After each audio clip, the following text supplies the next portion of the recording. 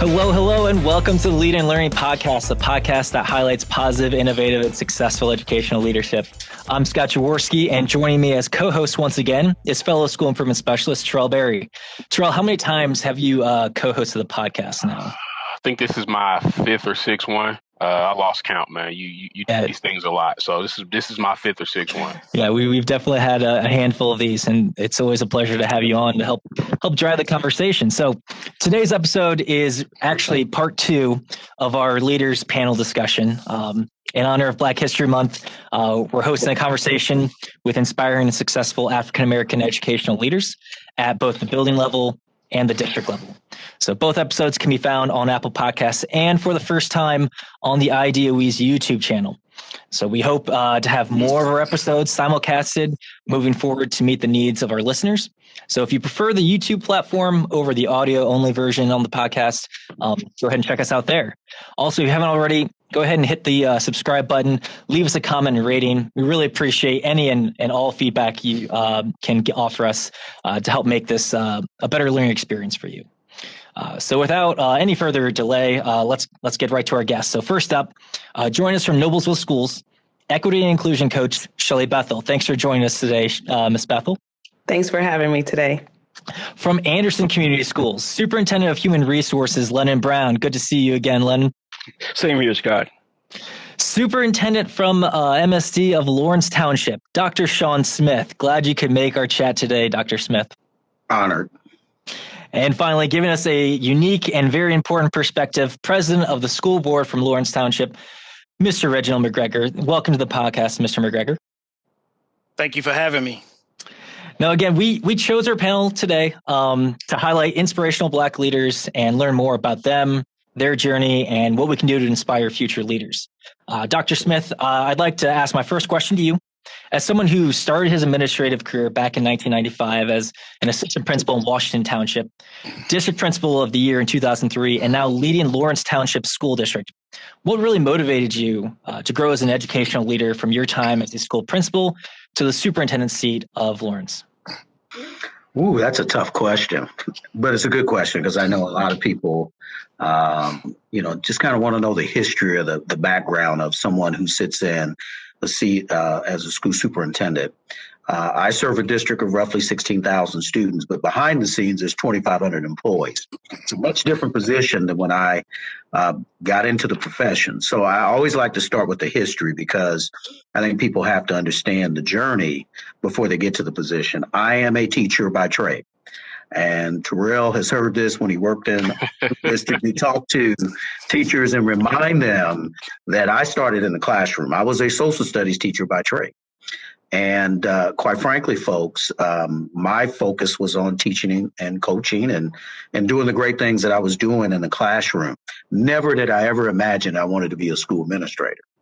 But I had the fortune of working in situations where people said, hey, tapped me on the shoulder and said, hey, you need to be a leader. And with that encouragement, the rest was history. I had the privilege of working in Washington Township. When I graduated from Indiana University, I applied to one school corporation. I only wanted to work in the Indianapolis Public Schools. And that didn't quite work out as well because at that time they were riffing teachers. And so Washington Township recruited me, allowed for me to teach, but I had the privilege to work for a wonderful man by the name of Dr. Rudy Wilson. He was the first African-American administrator in Washington. Matter of fact, he was the first in any of the townships outside of IPS. And he took me under his wings and he tapped me on the shoulder and said, you need to be a school administrator. And that's how it started. I think a lot of young people think, you have it's prescriptive. You go to college, you get your degree, and it just all will work out. But the leadership, the wisdom that I have of young people, you can't be a leader unless people will follow you or that they believe in you. And so I mastered the art of the classroom. And like I said, the rest was history. I had the privilege of working with some wonderful people who encouraged me and gave me the opportunity to grow into school administration and leadership. Others, I worked for the man. I worked for Dr. Eugene White. He was an African-American superintendent and gave me my first job as a principal. And it was not easy, different job description. And I had the privilege to serve for him. And then the third individual I worked for was a gentleman by the name of Mr. Nathaniel Jones. He served as superintendent of Pike Township for 14 years. I had the privilege of having him as my evaluator for 15 years. And I worked under him and held multiple positions before I ever made it to become a superintendent. So what I say to young people was a very long journey, many, many hours and many, many tasks and different job descriptions before I ever got to this position. My next question is for you, Mr. Brown. You've held several successful administrative positions in your tenure. I also believe you came out of retirement to help lead Anderson Community Schools in your current role as the Superintendent of Human Resources. So what keeps bringing you back to the world of educational leadership? Well, if I can answer that, that would make my wife happy. I'm not sure what adjective I want to use to describe that. I think not fulfilled. Still thinking I had something else to give. Didn't exactly enjoy sitting down and doing nothing. So when you said out of my retirement, I think I've done that twice, maybe three times, maybe. I exited Anderson and I tried doing nothing and I didn't like it. A friend of mine took over the leadership of Marion and convinced me to join his staff there. My initial answer was no, but after the fish were not biting on the lake I was fishing on that day, I returned the call that afternoon, and I said, okay, I'll try this. And so I ended up, after stepping down here with 30 plus years here at Anderson, I took on a challenge, and it was kind of interesting because at that time, well, Scott, you weren't there then, but DOE was in the position of Marion had taken that last step, so to speak. The step that they were on was they changed the principal or reorganize the staff by 50%. They chose to change the principal, and I was the guy going in there after 7 years of an F. And it probably may have been one of the four most enjoyable years I spent there as we moved that school from F to an A. And it some of the things that I've learned over the years in trusting in others, being able to come early, stay late, do the hard work, recognizing the good in others and the value, and recognizing the fact that that old adage about the fly like geese is true. Step back and let others lead and support them in doing so. Catch them when they fall. Be willing to do that and step forward. And in 4 years, we changed that school to an A. And that's when I stepped down and gave it back. That's awesome. Set it up for the next leadership there. I'd like to pass it over to our next guest, school board president, also from Lawrence Township, Mr. Reginald McGregor. Mr. McGregor, you're not an educator by trade, but you can share with us what motivated you to run for school board and impact the lives of so many in your community. Good question, Scott. Again, thank you for having me. It's hard to follow Mr. Brown. So my mother was a teacher, elementary teacher of almost 30 years. So my entire village growing up was around educators. In fact, when I graduated from high school, I thought I wanted to be a high school coach and teach chemistry. I enjoy math and science. I had a wonderful guidance counselor who said, Reginald, there's something else you can do with your math and science skills that I can get you a scholarship for. I cannot get you a scholarship in education, but if you do this, you can come back and teach. So he helped me apply for engineering scholarship, and I got that scholarship. So I'm actually a mechanical engineer. But still in my heart, though, I still was always around education. In fact, I pivoted from design in my company, project, continuous improvement, and became the STEM outreach for North America for my aerospace company.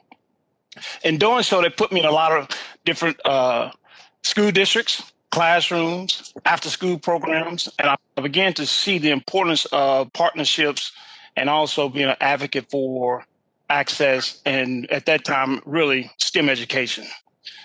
While working in that area, I also saw firsthand the lack of students either being motivated to do math or just felt like it was too hard to do the math and science. So I thought there's something we need to do more than just get up and talk about, this is how I became an engineer.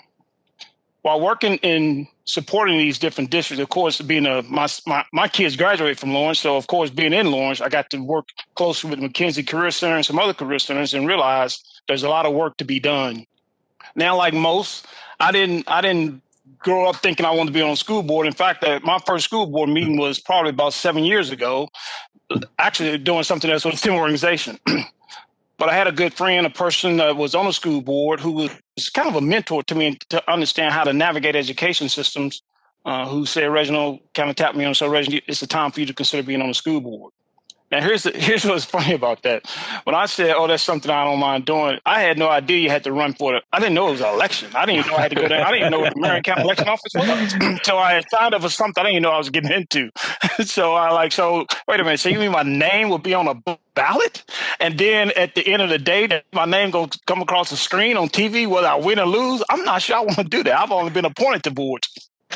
But it's been one of the best experiences I've ever had. I always talk to people now about why you should get involved with the school board before it becomes a critical or crisis.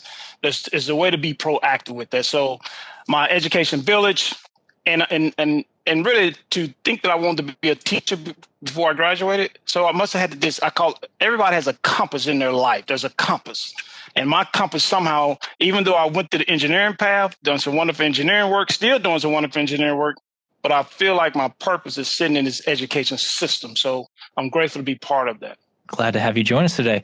Finally, I want to, last but not least, Miss Bethel, I believe you were a Title I teacher at White River Elementary in Noblesville before recently being hired as the district's equity and inclusion coach.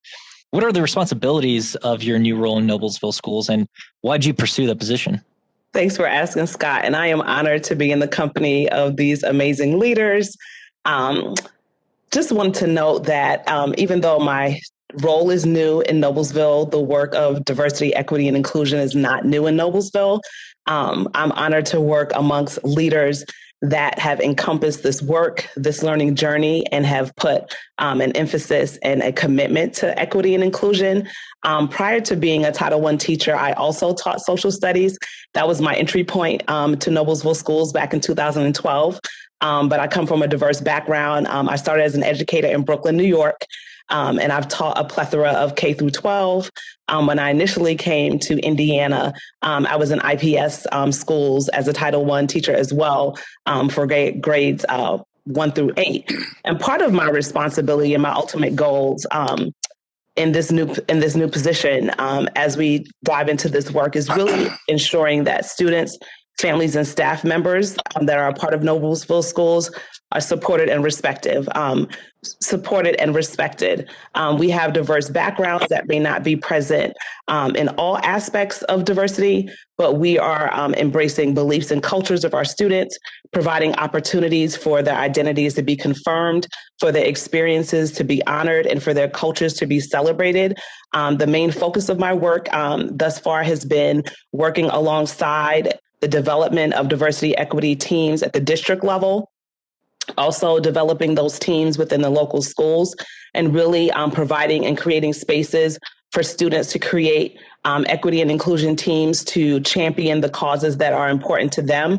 A big part of my heart and my compass as an educator first is making sure that students have voice and spaces to be heard so that they are empowered to advocate for what they need. So a big part of our commitment in Noblesville schools is for students' voices and their needs to be met in all aspects and areas. And just finally, just to kind of lean into some of the other work that I'm doing, contributing to the shift in curriculum that we are embarking upon to make sure that we're representing diverse voices and perspectives when we provide that education to students, and also making sure that we make an impact in all areas. I'm part of the Noblesville Diversity Coalition. I work with the education programming department, and just to really facilitate things for our families and communities and our staff to encompass the entire integration experience. Thank you all again for joining us on this Leading and Learning podcast episode. And thank you for sharing your inspirations and motivations and taking time to share a little bit about yourselves. For the rest of the podcast, I'm going to start by asking a specific question to one of you to respond to. And then from there, you each can choose to respond either directly to that question or to the person who just responded to it. So let's jump into this first topic here. It's going to focus on equity. And as you know, equity isn't just a racial matter. Equitable education is a right of all students from very diverse backgrounds across our state. The importance of equity has certainly been elevated over this past year between the social justice movements and the pandemic. my question for you to discuss is this, and I'd like to start with you, Ms. Bethel, and you kind of touched on this already, is how do we promote equity and inclusion within our buildings and across our districts? What are some examples of things that you've seen done or would like to see done more of? Okay, and Scott, I agree with your statement about equity is not just simply a racial matter. When I think about equity and inclusion, I think about the educational spaces and learning spaces that we create for students to really have an opportunity to learn and to grow and to develop those critical thinking skills as they start to cultivate their own perspectives and views of the world. So part of that looks like us preparing students and teaching students how to respect their own perspectives and opinions and be willing to share those in learning spaces and environments that are judgment-free, that support their cultures, their beliefs, and their identity, and thinking about how are we teaching and modeling, having conversations that center the humanity of others. Ways that we believe in promoting equity and inclusion in a variety of ways for Noblesville schools relates to the teaching and learning for all, the diverse perspectives. So thinking about like social studies curriculum as a social studies educator, what are the voices that are present within the materials that we are using, within the conversations that we are having, whose voices are being heard and whose voices have we possibly omitted because of the selections that we've made. So just really being intentional about that. And then thinking about, making the shifts to our policies and practices to ensure that our families, our staff, and our students have a voice, they have a space, they're able to see themselves and make connections to what we are teaching. It's not about just covering content, but it's about building and forging relationships and connections with what we are emphasizing in our classroom spaces. And then really, I'm a firm believer of providing multiple pathways for students and staff to grow their perspectives, to broaden their ideals and their beliefs, to learn about others that may look different, celebrate things that may be different, and not looking at that as a negative, but looking at like we all have different things that we bring to the table or bring to our experiences. Our journeys are not unique in all aspects, but there are many opportunities to look at the commonalities that we have. How can we use those commonalities to really forge the conversations to bring us together? And some examples of what we have done in terms of diversity, equity, and integration. For Noblesville, all of our staff leaders, meaning like the admin staff at the district level and the building level, have participated in implicit bias and the racial equity training that is offered by Indianapolis Public Schools through the Racial Equity Office. And we spend a significant amount of time having pre and post discussions about those learning opportunities and shifting the perspective of the historical context of history within social studies. We've had an opportunity to develop the first Black student union here at Noblesville High School. I was a part of that. And through that, that lens of students, that was a moment of empowerment for other Black and Brown students to forge student groups and to collaboratively work together for some of the situations and experiences that have happened here as a school district, which are present in multiple places, and thinking about just how we are intentional with reviewing the curriculum materials and policies and practices that we have as a school corporation. Those are just a few, but everything that we do aligns to centering students first and making sure that their voices and their experiences are authentic to who they are as humans. That's so awesome. That's something I think is really important. I kept thinking going back to the conversation we had the other night with some of our building leaders, and how one of them said that one of her teachers said that she doesn't see color, and then she said, then you don't see me. And so that, I think that's so important that we don't try to ignore the differences between who we are, who our students are. Like, we need to embrace those. We need to celebrate those. And, Absolutely. Yes, we are different. We need to understand that that's not a bad thing. I want to direct the next question here to you, Dr. Smith. So diversity, equity, inclusion, leadership positions are being created across the state. And last I checked, I believe Michigan City and Brownsburg were both searching for directors, and others such as Miss Bethel in Noblesville and Washington Township recently just filled theirs. Lawrence Township doesn't currently have a position that correlates directly with that type of position, but is that because the responsibility is already embedded in other positions, or are there any kind of discussions happening that position might be created? What's that look like in Lawrence? Well, Let me start by saying this, and I'm on the third decade. I'm on the backside of my career. We talked about this 30 years ago. Okay, we talked about equity, get training. 20 years ago, we had equity, we had training. 10 years ago, we talked about it, and here we are now. We're still continuing to talk about it, and there's a lot of talk.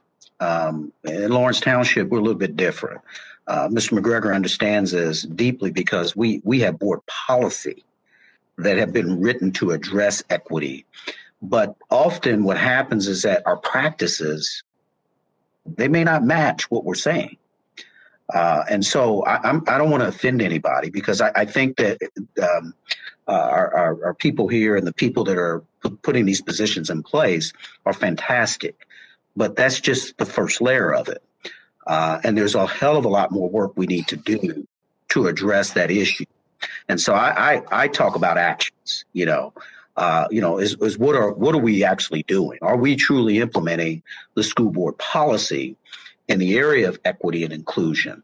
Well, first of all, in my organization, everyone is an equity officer. If they're a school administrator, they're held accountable for it because we have to serve the students and families in our district. And we have an extremely diverse community.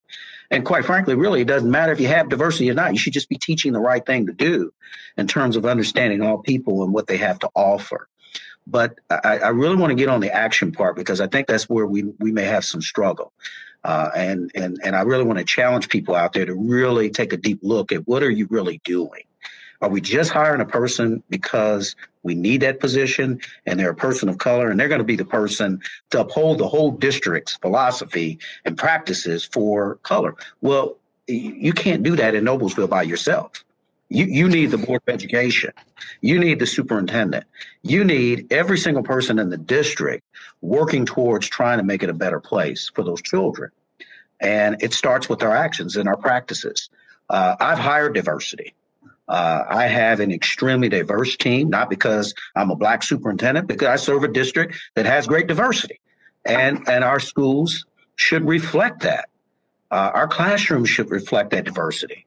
Our white students should see people of color and vice versa. I want all of that to take place because that's the truly apex, the pinnacle of an inclusive environment for everyone is when we're all together and we appreciate and we can see the fruits of our work. And it's a major issue in our state. And I'm just going to be frank. I can speak to that and just say that I'm concerned that we are not addressing the issue of equity and learning from one another at the level we need to do because our actions are not where they need to be.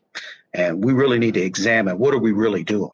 Okay. If we have an equity officer, do we hire a person of color to lead a school building? I did a lot of firsts in my career and that's 30 years. And we shouldn't have that happening in our state. We shouldn't have a first. Everyone should be accepted and we should be hiring people who can certainly help educate our kids at a higher level.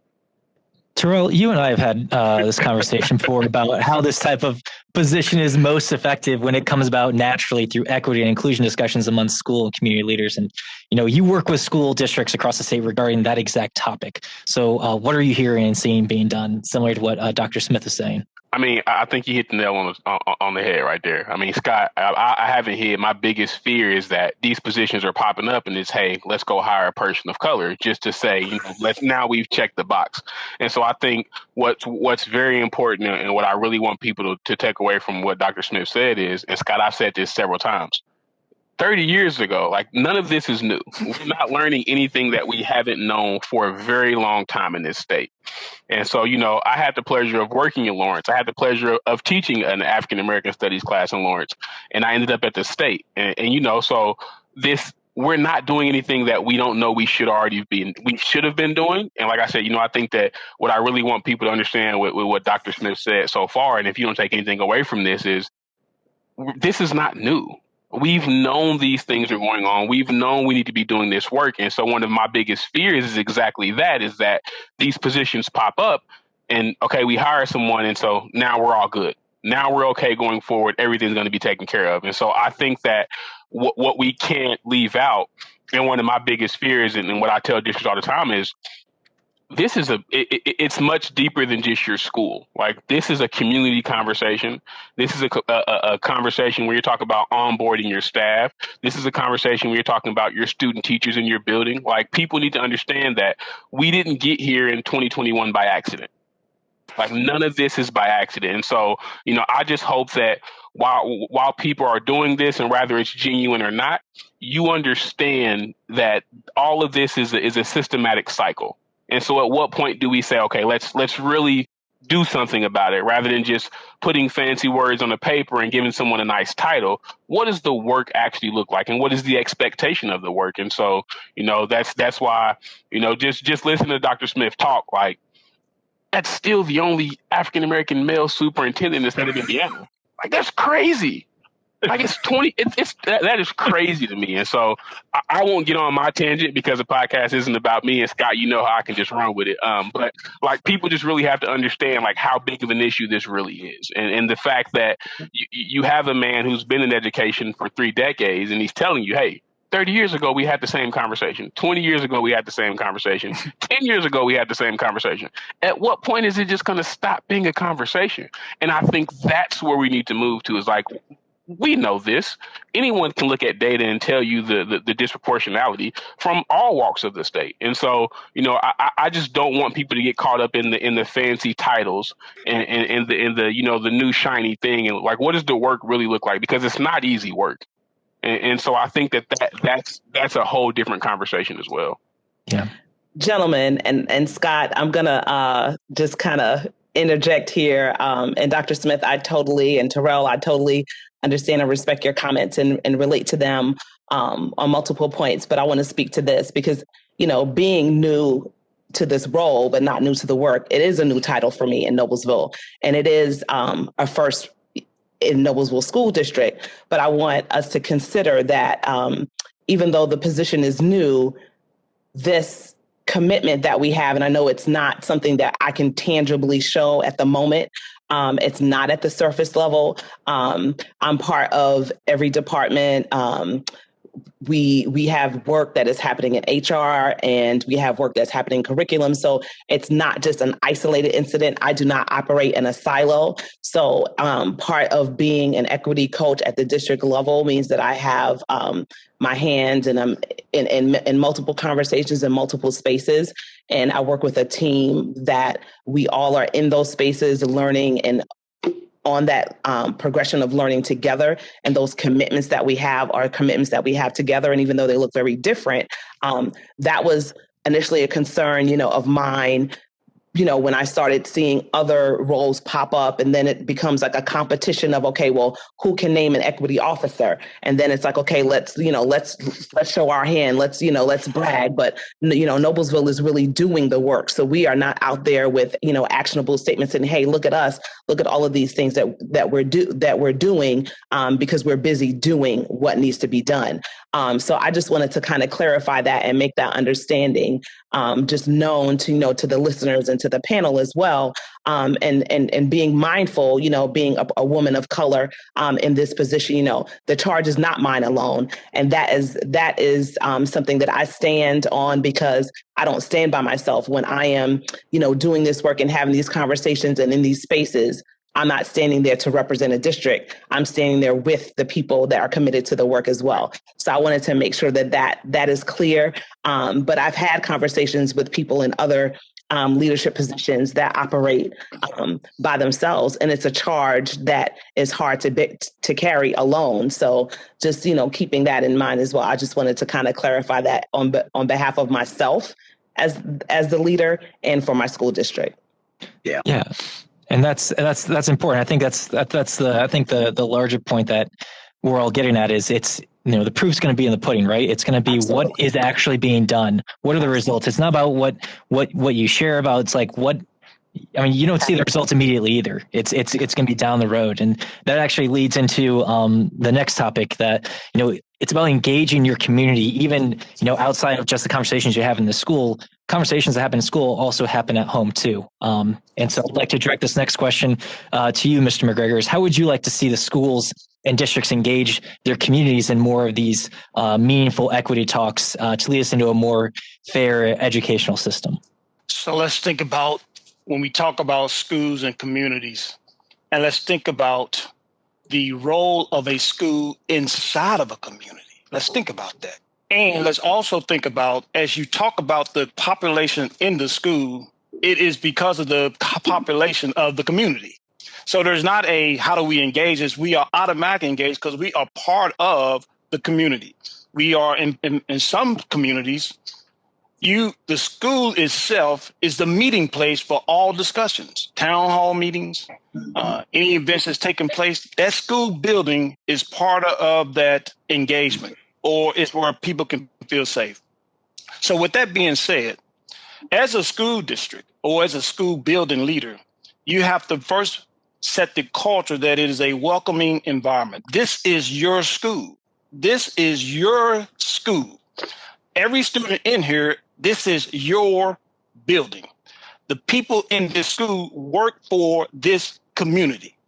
Everything we do in this school is because we want to raise the quality of this community. That's just a fact of life. Now, I do know we have open borders, so different students come in from different places, but at the same time, we are in Lawrence Township. Some of our school buildings, we have students who parents and grandparents went to those schools. Mm-hmm. So it's embedded into all of them in terms of this is my school. What I like about it is this. The better you engage the community, the more pride you have in the school directly from the pride that's in the community. As you talk about the pride in the schools and community, students perform and achieve better. You keep that engagement intact, though. That community, and we talk about this all the time. Dr. Smith and other students in this. When you have a community that's vibrant in terms of parents are working, they have food resources, and they have other resources to take care of home, that automatically come back into the school. So the success of the school is dependent on the success and the things that we consider a successful community. Working parents, engaged parents, safe environments, safe when school is in session, when school is out of session, is safe. As long as we have those things in place, you'll start seeing achievement in schools. As we talk about schools in a district, whether it be that public school, private school, or charter schools, let's talk about the dynamics of those schools and how they affect students and communities. When you have a school that is a private school, I believe in all education for all people. Choice is to me, is all schools. When I was in a public school district, growing up through a public school district, I had choice. I had choice. But let's talk about the responsibilities of those schools to those communities.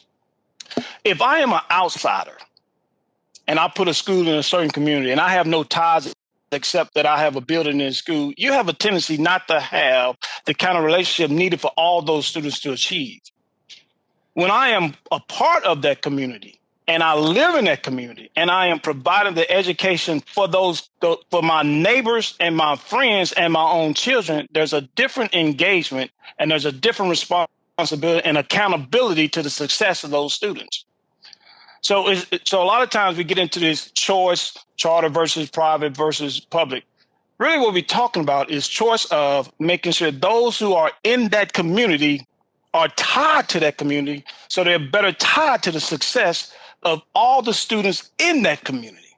See, so and I just want to highlight that it's a big difference when the people running the school are part of that community. It makes a big difference. And it also makes a big difference how parents and students perform and achieve in that school when they are walking back home and they see the different people in their community who are part of their communities, who are their neighbors, go to church with them, shop at the grocery store, whatever the case may be. The school itself is just one vehicle for the success of students, but it's a major vehicle for the engagement of people inside of a community, though. Well, I'll piggyback on that. And I think that's one of the very strong points that he makes, and I think that people sometimes forget, is like a school is there for the community. And I think that oftentimes we don't necessarily always have that sense of shared responsibility, right? Like it's my job as a teacher to collaborate with the parents of my student to make sure that they're successful. And I think that one of the points that he highlighted is, I think that's one of the key things that a lot of schools kind of miss out on, right? Is establishing that sense of a shared responsibility for our kids, right? And I think that from that you own, all the positives for your kids, but you also take ownership of the negative things that happen with your kids in your community. And so I think that the more and more we do that, the more and more that those engaging pieces become necessarily easy. And at that point, it becomes just a system. I think that once you put that system in place to where you do have that shared responsibility of your school personnel in your community, i.e. your parents, vendors, whatever the case may be, really educating an entire child becomes 10 times easier. Does anybody have examples of what that looks like? Tangible actions of how to actually make that engagement systematic? So in Noblesville, we have the Noblesville Diversity Coalition, which we are partnered with. We were one of the founding partners. So it's community-based, and it takes the leaders from our community, from diverse backgrounds. Our superintendent is a member of that. Our director of learning is a part of that. And we work on programming to teach and educate not only our families, but families and staff members within the community. So like, for example, there was a learning series teaching history from a true historical perspective. There is programming surrounding about like the history of Noblesville and telling people about the events and the experiences that have happened here to educate. And then there are learning events to really move our community forward, to bring forward that unity, to create more inviting and open spaces, as we notice that there are different cultures and beliefs that are coming into this community. And then really in our recruitment efforts, the staff that we're trying to recruit. So thinking about that approach in conjunction with NDC has really given us a vantage point to offer programming to our families and really creating school environments and environments outside of the school that are welcoming across the board. I want to pivot from this topic. It's somewhat related. It's about teacher and leader recruitment, development, and retainment. Data shows that across the state, there's a significant difference between the ethnic makeup of school districts' teacher populations and the student populations that they're serving. Mr. Brown, I want to offer this question to you first. Why do you think there's such a discrepancy between those two populations? Could I piggyback before I answer you and go back to something that Dr. Absolutely. Smith said and Mr. McGregor said as well? And in terms of this is not a new issue. It's been around for years, and it's been around for a lot of years. So have I. And as I was listening to you, Dr. Smith, talk about, and you mentioned it, Tarrell, too, about the configuration of administratively and what it looked like in the state. Well, I'm looking at the screen, and I think I go back further than anyone I'm talking to here from a distance. And I go back to that other southern state down there called Mississippi, and everybody I went to school with looked just like me because that was the time frame. And I look at the transition between then and now. I even picked up on the fact that a counselor led you to be where you are. A counselor led me the opposite direction and told me what I couldn't do. By the way, my wife's a counselor. But anyway, what it is not new. And when you look at the configuration of who do what we do, when I first crossed over, I think there were 2 Black superintendents in the state of Indiana at that time. I sit here before you coming to the state in 1972. I've been an elementary assistant principal. I've been a high school assistant principal, a high school principal, assistant superintendent. I've been director of HR, and then I went back to principal again. I consulting, and now I'm in HR again. So I kind of been around. And so I don't want to tell my age, but anyway, I got a birthday next week anyway. But anyway, what I'm saying to you, this is not new. We've been there, done that, and we keep trying to find ways to bridge the gap. You were right, Ms. Bethel, when you said about it is not just a one-person thing, and you can't put that on your shoulder about it's my job to make everybody, I'm going to take this spot because I'm Black and I'm going to fix it all. It's deeper than that. We all in this together, and we all have to take a part of that. And someone has said it better than we did a long time ago. Education is lifelong. We have to keep building on it. There's a building block here. Let's talk about community. We talked about that. Community, it's a double-edged sword, and it's a blessing in disguise. Someone mentioned about being a part of it. I'm going to say that I fought that battle 30 miles north of here when I was in another school corporation. But I found out you can bridge the gap by being involved, and where you lay your head each night for 7 to 8 hours doesn't make a difference. It's being there for that school, for that community, for those kids, and working with the staff you have to work with. Those are the things that make a difference. And you can make a change that way, but you cannot do it if your heart and your mind is not in it for the betterment of that community and the kids we serve. And hold yourself as accountable as you want to hold others. And to me, that's a part of it. It's a part of the dynamic that goes with that. And you're right. When I looked at you sent it out, Scott, with all the communities that are creating similar positions centered around diversity. Some may be in name, but some of them are doing just what's happening in Noblesville. They're dotting the I's and crossing the T's. And it's like the old starfish metaphor. For every one you save, that's one that's still going to be around to grow. So it does make a difference. And it makes a difference in how we think, how we feel, and how we address others. You can say what you want. You can't fool kids. That the communication we send without saying it, it's there for them to see. We can't fool them. That's why we got to always keep educating ourselves, staying on top of what we do, and be aware of the fact that we're not greater than anyone. We have the same feelings. We bleed the same way.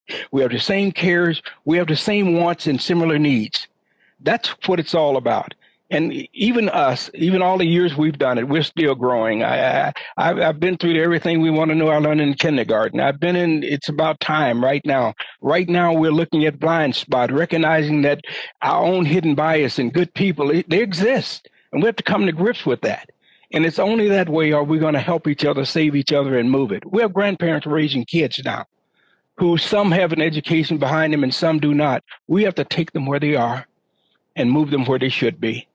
And recognize the fact that there are no throwaway students. There are no throwaway students. They deserve the very best we have to give every day. And the day we feel we can't give it, it's time to give it up and find something else to do. Go home and watch soap operas or something. And to me, that's what it's all about. It's about the kids we serve, and we can't fool them. You can't hide from them. They recognize it. And it's teaching them. I pulled this down as I was talking to you because it's a reminder for anybody walking my office. And you mentioned the fact that somebody said they can't see color. I used that before too because there are a lot of crayons in that box. We're all different, and we have to meet each other where we are and grow from there. And as adults, as educational leaders, I think it's our job to do it. And if we're not, then someone needs to send us home. I think you could say that's your wife, and that'd be a pretty good reason for why you're back in education. Yeah. Well, that could be good or bad. So, Brown, you have some wisdom because I met you several years ago, brother, and you're saying it the correct way because just think about this, folks. History repeats itself. So, although we've had these experiences, think about where we were in 2020. It was no different than where we were in 1960. Okay. I'm going to shock you with this comment because I'm going to piggyback on you exactly right. And I could say that because of me and who I am, where I come from and what it was. I have been, well, let me put it this way. I was born colored. I was raised Negro. I became black. I moved to Afro-American and black again. And people of color just didn't last. So I've been there, done that.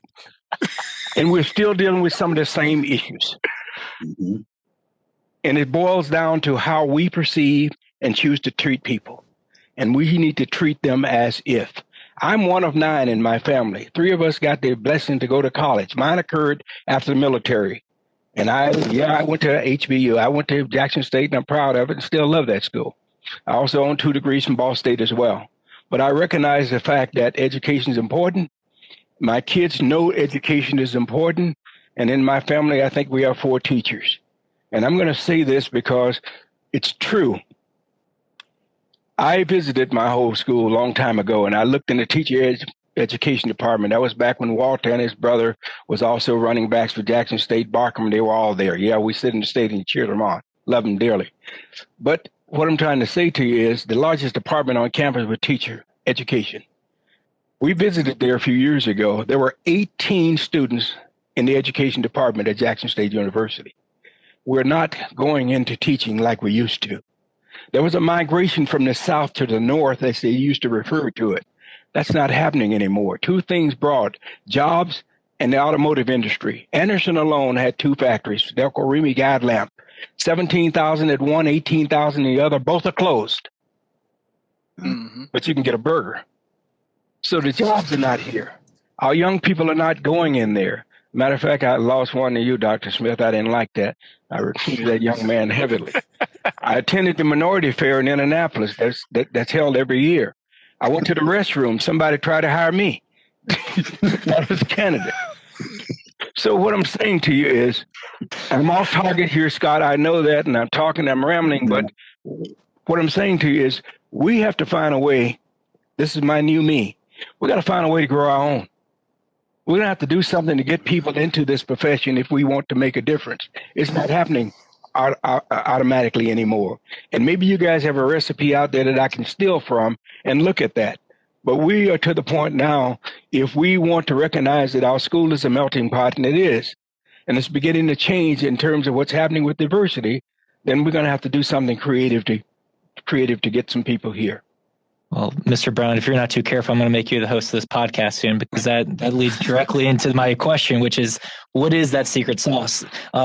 Dr. Smith, you mentioned how you make it a point that you've hired people of color to take leadership positions in your district. What's happening there? How are you able to develop, recruit, and continue to hire a diverse background of educators?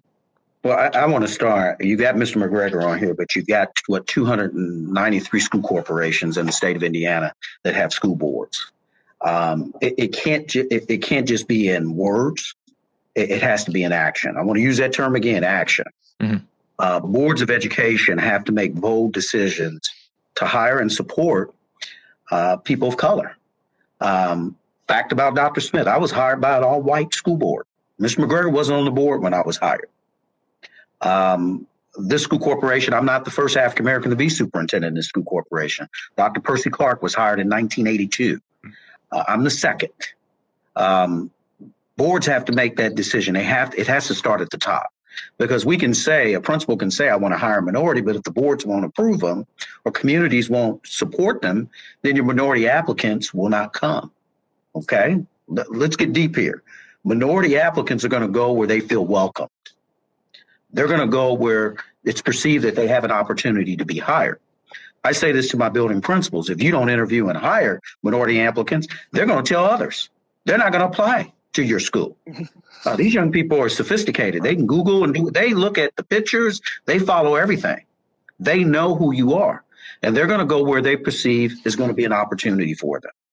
And I just say in the state of Indiana, we need to be bold in every community and open our arms up to people who want to live there. I don't care if it's a rural area. People of color are not just bound to urban areas.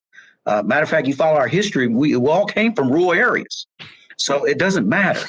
It just matters on the community values and how they're going to treat people and whether or not they're going to be there with open arms.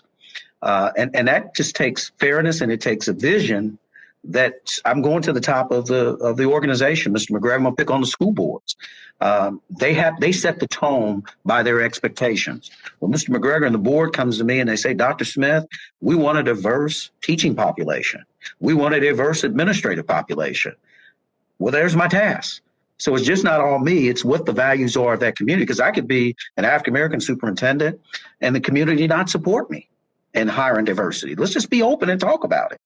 Is it okay in Noblesville or Marion or Anderson or wherever to bring people of color to be in leadership positions? And that's what we have to have. And we can talk all day about it and have philosophy and bring books out, but what are the actions that community is going to take to bring about diversity coming? And same for the Department of Education. Pick on you guys. Same thing. Please do. Mr. McGregor, I want to pass that to you then. So what are those conversations like in a school board? And I understand there's some things you may or may not be able to share with us, but how does that's a conversation I've had with several educators before is, what happens when you don't necessarily have the support of your community and you want to make, some big decisions that are going to make some real change, taking action. What is the role of the school board? How would an educational leader go about making that change with the school board? So let's think about how I became a board member. So each board member runs for the position, get elected into that position. So yes, we represent our constituents, but we represent that community. Instead of just talking to just a certain group in the community, we have to make sure we represent the entire community. And as an entire community, we look around and we need a diverse population. We need a diverse group of leaders in our schools to serve our diverse population. Some of the decisions are made based on what's good for the masses. Now, just like even in our local politics, there are certain decisions that help some more than others. But as a school board, we must do what's right for educating the students in our community. But I want to talk a little bit about this whole recruiting piece. I like how, Mr. Brown, I grew up down in Tennessee, so I won't hold it against you. So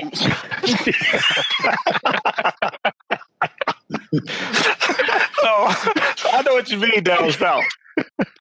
But even as even in my industry, we look around and we realize, and I'm in an industry where we're looking at engineers and scientists and technicians with good paying jobs. But we look around and realize, we don't have a diverse work group here. What has happened? What has happened here? And to be intentional about, well, what do we start doing to find that group? I've heard people say, well, the teachers' pay is the reason why we can't find diverse applicants, or we can't find this and we can't find that. But we have 6-figure jobs that we cannot find people of color to fill those roles. What am I getting at?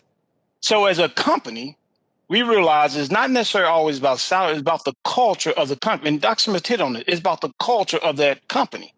Now, we don't want to always be, you will be the first chief engineer, you'll be the first product leader. We don't always want to be the first. So there's some things we have to do. Instead of just hiring that one person, what are we doing to bring in a group of people who can have an impact on our company or even on our district? So when you start talking about the recruiting piece, and in fact, let me share a quick story.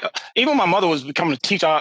When I was having a conversation about being a teacher, and I was like, and at that time, all the teachers I saw was African-American teachers. I asked her the question, one of my teachers, so what made you become a teacher when you graduated from college? And she said, Reginald, well, so the expectation was that I'm going to go and learn something so I can teach my people. That's my expectation. And when I get there, I know there's some things I have to do so others will come behind me. So I am sitting here, and she was an older teacher, so I am here. There was a time when there was only 2 of us in this school. And the only place we could teach at that time was either home economics or some other we couldn't be the science teacher or the math teacher. But I knew when I got there, even if I was the home ec teacher, that I had to put some things in place and have some conversation with the administration. As we start grooming our own, let's groom them to be in these, what we call, at that time, she called the critical classes, the math classes. I want to have a teacher of color in the math classes. So that way, when students start having issues and struggles in math, there's someone who can relate to them to help them not only understand the math, but can also talk to their parents to help them understand how to do the math. This science is the same way. So as we talk about this whole recruiting piece as a board, our instruction to Dr. Smith and even to other boards is, what are you doing to create the culture that students know that teachers know when they come into your school district, that they are going to be valued and they're going to have the opportunity to develop, to grow, and become leaders in that school district. And you do that by empowering your superintendent, speaking on behalf of why we are doing this, and also educate the community, to those who might not completely agree, educate the community of why we are doing this, because we all achieve when we create this culture for teachers of color to come into our school districts. Scott, I think sometime, I know the audience we have on this podcast, there's a belief, well, the school is predominantly minority. We need an African-American principal, or, 1998, I was hired I'm an African-American male. I was at a predominantly white school in 1998 and survived and was embraced by that community. I'm heartbroken when I left to go to a neighboring district. It can happen. There are stories, countless stories where, minority applicants can do a fantastic job, but communities have to make that bold decision to make that hire. I just firmly believe that. I think we're struggling with that a little bit. I think the perception is when you African-American or Hispanic, they'll be in an African-American or Hispanic school. We're resegregating ourselves. We're not being inclusive today. And I think it's a wonderful opportunity for communities to bring diversity and show differences is how we get over a lot of those stereotypes and negative images that we have in our society. And Scott, I want to piggyback on something. I think that, everyone talks about like minority teachers and how do you get more of them? And I think one of the things that we also may want to focus of is improving the status of what it's like to be a minority student, right?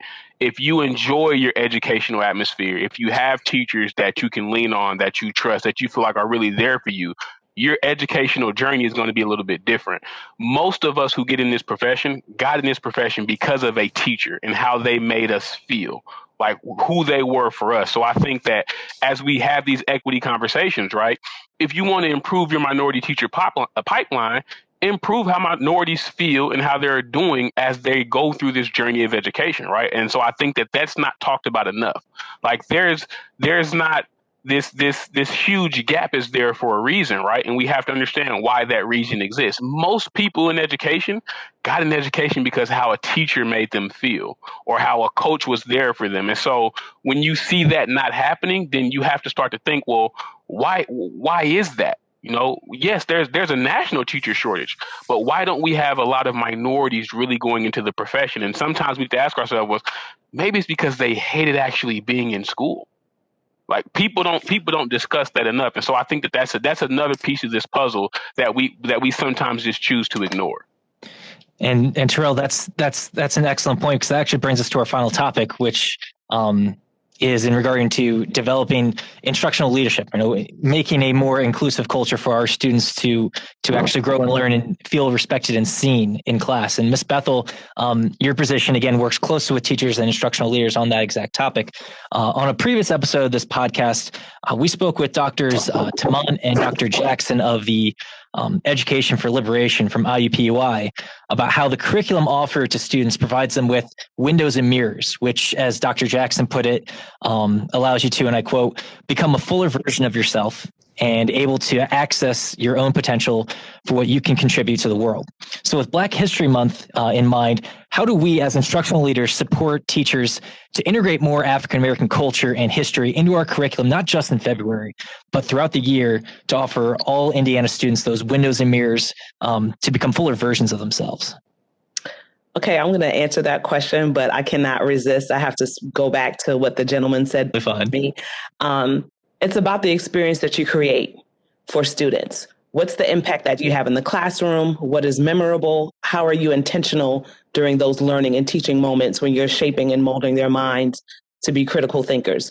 So when I taught social studies here, a lot of the experiences, I taught to the Mayan and Inca civilization units in 6th grade. And students would be like, okay, I don't care about that. I don't know what you're talking about. So, how do you reimagine their learning and allow them to make connections and make it relevant? You create an experience. So lots of times I would say to my students, okay, you may not remember anything that I taught you, but you will remember that I was engaged with you, that we had rich conversations, and that I brought your learning and made it relevant to what I was trying to teach through standards and connection.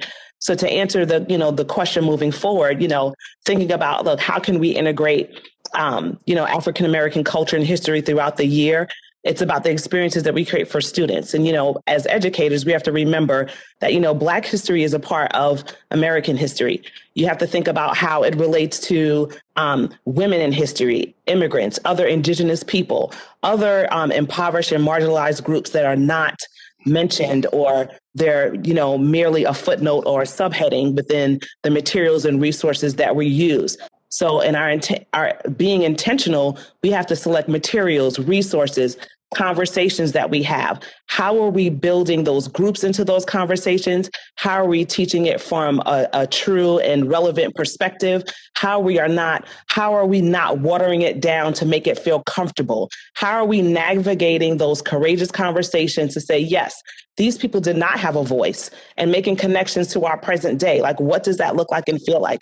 What do our classroom libraries look like? What does professional development look like? What are the school cultures and the environments that we are present in every day in the communities that we serve? What do those look like and feel like? As a Black woman in Noblesville, the advantage that I have as the equity and inclusion coach now is I'm part of the community. So I have relationships outside of my classroom with students and families where I'm embraced. So does that mean that my messaging or that my teaching is easier? No, the expectation is even higher. So the things that I state, the things that I bring to the table, and the experiences that I encounter with people have to show my true self. So who am I? I'm Shelley Bethel. I'm a Black woman from Brooklyn, New York. So I bring that perspective to everything that I teach. I bring the perspective of the urban and suburban areas that I taught in, the different roles and capacities that I've taught in, where students were disengaged because everything that they learned was not representative of their voice, of their culture, of their beliefs. They were absent from the learning environment. So it's our responsibility as educators. How are we creating spaces that honor students, that put them at the center, that everything that we connect to their learning relates back to them in a certain way? So for me, it's all about what's the relationship to the learning? What's the relationship with the growth? What's the relationship that we have with the culture? And how do we embed those connections to integrate the diverse perspectives and voices throughout, not just for Black History Month, but every single day? How are we doing that for Black and brown populations and different populations across the board? Like I say, Scott, I know we have limited time, but you got me fired up. I'm trying to temper down my response, but it's all about the connectivity of it all. It's not an isolated incident. And when we continue to allow these celebrations to happen in isolation and we don't integrate them, we do a disservice to all of the history and the leadership that has come before us. So we are tasked to integrate that, but we have to do that in a way that represents the perspectives authentically, and the voice has to be true. It has to be true and intentional. Does anyone want to add anything to that? That was very well said. I'll just say that you can definitely tell that she's from Brooklyn when she gets fired up. Just a little bit. Bringing the East Coast accent, Tarrell. I hear it. But that was a powerful statement. We got Brooklyn and we got Mississippi. I love what you were saying. I love where you were going. And I love the part about, to me, the most important aspect that goes beyond what you were hitting on was that relationship piece again. You're going back to Karma again about no significant learning without a significant relationship. I used to ask staff this, and I'm going to ask you guys too. If you reflect back on your own school career, high school, basically, and don't answer, but think of how many teachers do you feel had a significant impact on you, and then answer for yourself the question, why? I contend that most people can't count 5. I contend that. And if you can, you're blessed. And when you figure out who they are and what that number is, you're going to find a common thread to go between all of them. They made you feel as if they cared about you. And you worked extra hard for them because of that. There were people in our church made me feel good about me. There were people in my school that made me feel good about me. And they would say things like, "Boy, you're going to be something one day. I can see your head. You got a head on your shoulder." They would say things like that to you. I never lost sight of those things. My parents couldn't afford to send any of us to school. I went after the military with the idea, because of a counselor told me that I wasn't college material, and I went afraid the first semester at Jackson State. Well, it was quarters then. And then I found out this is a piece of cake, and the sky was the limit. So I'm just saying to you that piece that Bethel hit on a minute ago about that the relationship piece is very important. And at the same time, we're going to have to do something to lift our kids up, to make them believe in themselves. And I think that's part of our job. And that's not working overtime. That's just a part of it is, because when they grow, we grow. Absolutely. And like you said, it's the idea of the relationships, and the relationships, feeds into the culture. And then it's that cycle of positivity there, right? Where things start, it starts at the ground level. It starts with, getting students to believe in themselves. And then again, that starts feeding into the culture of your staff, that feeds in the culture of the school and the district and the community. And like I said, it's a conversation I remember having early on in my career at the DOE with Tarrell, and how he talked about how like you said, it's about relationships. It's about showing that you care, and the students actually believe in that. Because like you said, Mr. Brown, they know when you're faking it. They know when it's not authentic. And I'm guilty. I had a conversation with you before you left, and I tried to steal Tarrell. But anyway. Yes. But I mean, I think that's the bigger point. And like, those kids are the ones who go back into education. Like, I'm an educator because of Victor Bush. Like, when I was in high school, it doesn't matter what I needed. And that was my basketball coach, but he's my econ teacher too. Like, he took me to CLD classes every Monday after basketball practice. So like, as you get older, it's like, okay, now I have to pay that back. I have to be that person for somebody else, for another group of kids. And so I think that, like, that's what we need to do a better job of. Like I said, I think, and Scott, I've told you this, every principal, well, of course, everyone wants to hire a minority educator, a minority leader, whatever the case may be. Everyone wants that, right? How do we create more of those? And I think that just that simple relationship piece that Ms. Bethel hit on is like forming those bonds with kids, forming those genuine, authentic bonds with students, and showing that you actually care about their well-being, who they're going to grow up to be. Those are the kids that give back and that return back to the classroom to pay it forward. Before we go, I'm going to ask that each of you share just at least one piece of advice you give to a new or aspiring district or school leader. Let's start with Mr. McGregor. Thank you, sir. So real quickly, I work at a major engineering manufacturing. I work at Rolls-Royce. We're a major manufacturing engineering firm, and we have certain improvement tools to get us to the root, to get us to the why of the root cause. And when I think about the education system, I think about the education system is a system that produces some product. So a lot of times we talk about the symptoms and we don't get to the root cause. And even to the point of like looking for diverse teachers. So in a company like us, we had to look at our supply chain. What is it our supply chain is not doing to produce what we need? When you talk about even inside our school buildings, why we don't have certain curriculum and why we don't have this. Well, what's the root cause of the why? Where are we making decisions to put a certain curriculum into place? As a school board, now I encourage many to look at a school board, because on the school board, you get to ask those questions of why to get to the root cause. Well, why is that? Why is that? Why is that? Because we're trying to get to the root cause so we can fix it. And versus just trying to fix this symptom of the issue. The other reason I'm talking to people who, there are certain school boards in Marion County with no representation of their population. And a lot of times, because some people just don't realize, well, like me, what is it to be on the school board? So certain things about the school board. One, you have access. You have access to your state leaders. You have access to your economic leaders, and you have access to the district leaders. You have access. That access means when you are part of it, that community now has access. So now you bring a community to a room that now they have access to. So that's one charge. The other is you get to bring your voice of your experience of, well, that sounds good for this group. But my experience with this group, that's not going to transfer or translate into that. So you get to bring in that other opinion or that other view that's critical. So now you have others around you, because as we're talking on this podcast, there are some people who everything we're talking about, they already know that. But there's a group of people who will either listen to this and like, oh yeah, that's something to be thinking about. But they can't just depend on this podcast. There got to be members at their school board that's helping those people who, oh yeah, I didn't know that.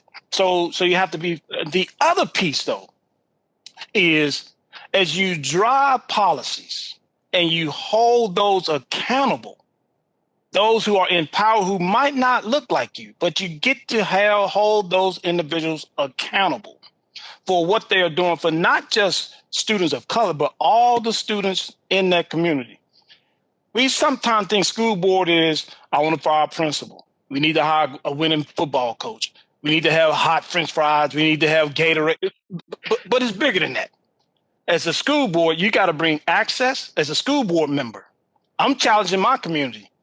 Get on board so you can bring access, help bring an experience, and help drive policies that make a difference for those who might not look like you. Thank you, Scott. Thank you. Ms. Bethel? Thinking about a piece of advice that I would give aspiring district leaders speaks to the importance of being a systems thinker. So in conversations that I had earlier this week, we talked about the importance of like our socio-emotional department, our counseling department, our diversity and equity department not operating in silos. So thinking about the work that we do, how can that work be collaborative? How can that work be integrated into the entire school system, not having it operate in silos? So thinking about, in my role, part of my responsibility is collaborating and working together with other leaders to ensure that the humanity of students are at the center of our work. So when we honor their humanity, we ensure that their experience is authentic. We make sure that we build and foster relationships that center their identity, honor and respect them as individuals, and propel them to be successful and to be great in the spaces that we call our learning environment, to our learning communities. And just thinking about also consider, that you are the catalyst for change. Even though you do not operate alone, how are you part of a bigger system? Like what role and part do you play? So, just listening to Mr. McGregor as a school board member, he opened my eyes to a totally different perspective of the roles and the perceptions that I had about a school board member. Hearing Dr. Smith, not being from Indiana, hearing, being a Black male in leadership, not thinking about, okay, well, we're the first, like that's a celebration, but that was a celebration 30 or 40 years ago. Why are we still honoring that piece of it? And then thinking about Mr. Brown in terms of, operating in, the HR world and, the roles that he's vacillated in and the perspectives that he's offered, all of it is encompassed together. It's not one isolated thing. And then thinking about, what is the change that we want to envision, as a leader, as you aspire, like what's your goal? What impact and mark and legacy do you want to leave?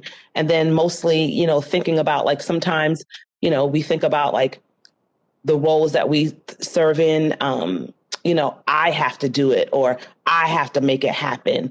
It's not about the I, it's about the we. And if you have the ability to cultivate culture, to activate change, and to foster relationships, which is a big part, of what I do in my capacity is, then I know that I have the ability to make that impact. And I know that my impact is greater than I think.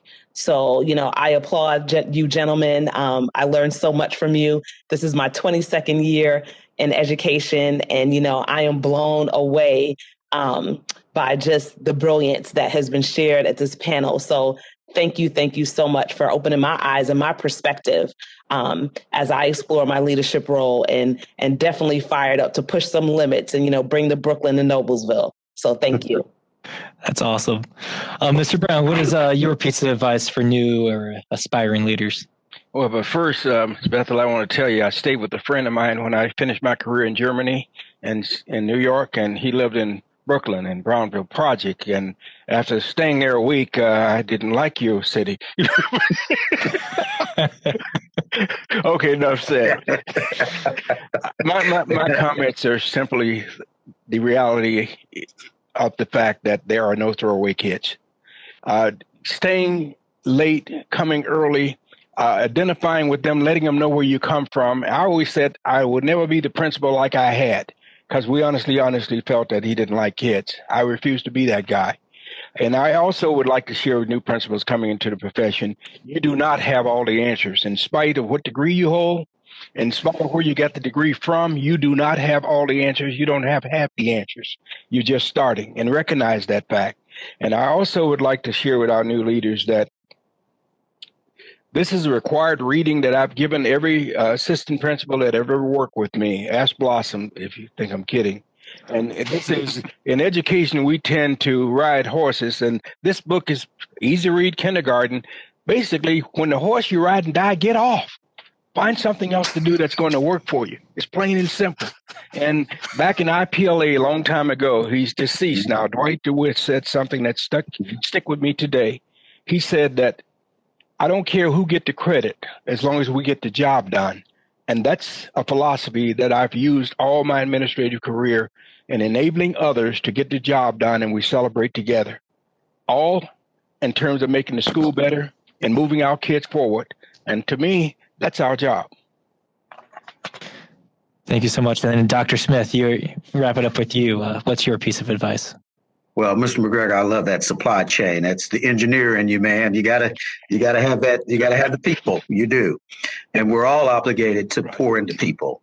We're going to have unbelievable leaders bringing about change. We've got to pour into them and support them and grow them. There is no reason why we can't have more minority applicants for teaching and administration. But all of us that are serving in the role currently, no matter your race, we have to have a moral obligation to give to people and pour into them. So my just short snippets of advice to anyone wanting to do my job, to become a superintendent, is, and I say this to young people because I've got young people and they want my job at 20 years old. And I tell them, be patient. Don't want it at 20. Okay. You're going to be missing a lot of ingredients that will help you be successful in the position. And so patience is needed in any leadership position, but in particular at the superintendent's level, because you're running a corporation. I have a different job description today than I had in 1998 as a middle school principal. Okay. It's a totally different job description. Be a servant leader. I think that's what Mr. Brown was going. You can't do these leadership jobs unless you're willing to serve and address all issues and concerns that come forward, no matter what they are or what the race of the person is. But deeper than that is study leadership. Talk to people. Jump on these podcasts and listen to those who've come before you and those that are coming with you, because that's how we learn how to become great leaders. And I share this with young people, is that build a reputation of excellence in the position you're in. If you're going to be a great leader, be a great teacher, be a great athletic director, be a great assistant principal. People want people on their team who are about excellence. And then allow yourself to be mentored. My journey, I've had mentors all along the way. I started that off by mentioning names to you. People pour into you is how you become successful. I'm here because others gave me an opportunity, both white and black. It didn't matter. These people gave me unbelievable advice and guided me in the right direction. And then lastly, for anyone who wants to become a superintendent, it's about the right fit. I have the privilege to serve an unbelievable community that's allowed for me to do some great things, have allowed me to lead. And so sometimes you have to make the decision on, is that the right fit for me? And certainly with all those things I've given to you and hard work and loyalty, one will be successful. Thank you, Scott. No, thank you. And thanks to all of you for your time and for your insight. This has been a fantastic conversation we've had. Unfortunately, that is all the time we have for this episode of Leading and Learning. If you enjoyed the episode, please leave us a rating. If you have any suggestions for future guests or questions for Tarrell or myself or any of our guests, you can find Tarrell and I at tberry_IDOE and at Scott_Jaws. Contact information for our guests will be located in the episode's description. Don't forget to use the hashtag Leading and Learning in your tweets. Thanks again for listening to the podcast. Big thank you to our technical supports, Brian Paul and Don Gilroy. Keep an eye out for Sarah's Pod Lights. For Tarrell Berry, I'm Scott Jaworski. And remember to keep the focus on leading and learning.